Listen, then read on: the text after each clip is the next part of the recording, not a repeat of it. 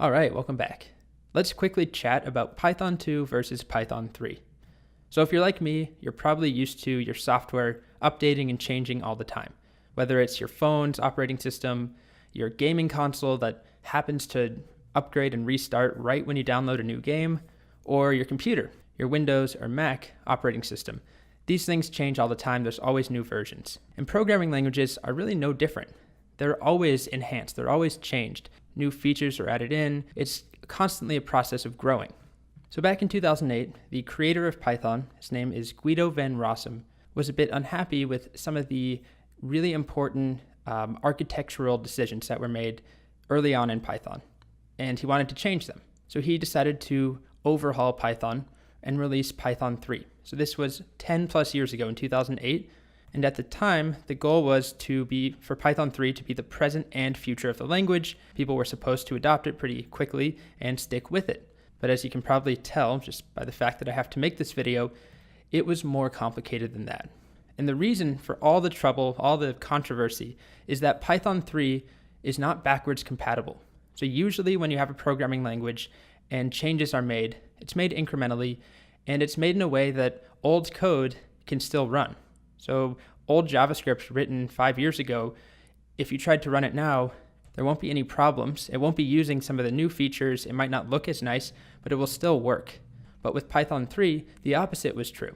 So all the existing users, the existing companies that were built on Python 2, their code, their libraries, everything that they had done up until that point would not work if they were run with Python 3. And because of that, still to this day, Python 2.x is still commonly used. Python 3 is now very, very common, but that wasn't always the case because it's taken a while for companies and for libraries to fully support Python 3 because it was a decision. Oftentimes with other updates, you just kind of opt into it without thinking.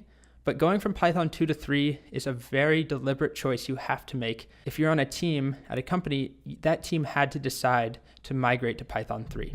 So it took a while. It's over 10 years later, and it's still not fully solved. So this is a little diagram. Back before Python 3 came out, it was one big happy family. All these developers, everybody in the Python community was writing Python 2.x. And they say hi to each other. They send hearts back and forth. It's real happy. But then Python 3 came out, which was an attempt to make Python great again. And there was very mixed reactions, as signified by all of these emoji here. It was very, very polarizing. What ended up happening is that the community was split. We have this box with a line through the middle, and now our happy family has been torn apart. And if you're someone who's trying to learn Python, for a while, it's been a little confusing about where you should start. There are thousands and thousands of blog posts and articles and YouTube videos where people explain the difference and talk about why you have to learn Python 2 or why you have to learn Python 3 or how to decide if you're new. It goes on and on and on. And for a while, there really was a lot of ambiguity around it. Python 2 was definitely the best choice early on. But things have changed. It's just been really slowly, very incrementally.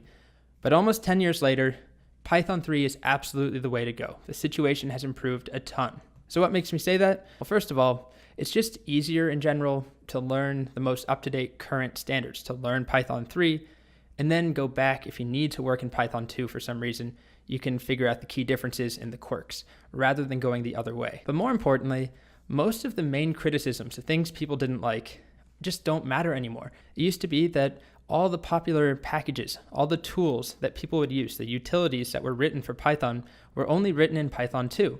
So if you upgraded to Python 3, you were in this frontier land where you couldn't rely on common packages that you were used to. But that's no longer the case at all. There's a website here, I'll include the link, called Python 3 Readiness. And it shows out of the 360 most popular Python packages that are used, all the important things that you would ever need to do. Well, not everything, but most of the things you'd ever need to do. They are all supporting Python 3 now. Out of the top 360, there's 12 that aren't. And you can see them here highlighted in white. But everything else is supporting Python 3. But this wasn't the case just a couple years ago. It was a much different picture. So many of the older courses still encourage you to learn Python 2 because at the time, that's what everyone was doing. But like I said, the situation has changed. all the popular packages you'd ever need support Python 3. So that's not a problem. It's not a question anymore. But the most compelling reason, honestly, is that Python 3 is the future. There's also the fact that Python 2 is going to be retired officially. So Python 2.7 is still being maintained now, but in just a couple short years, in 2020, at some point, there's not an official date, there's going to be a time where it's not maintained. So there's not going to be these two versions going forever. Python 3 is designed to be the version that lives on. So everybody who's learning Python 2 right now is going to have to move over to Python 3.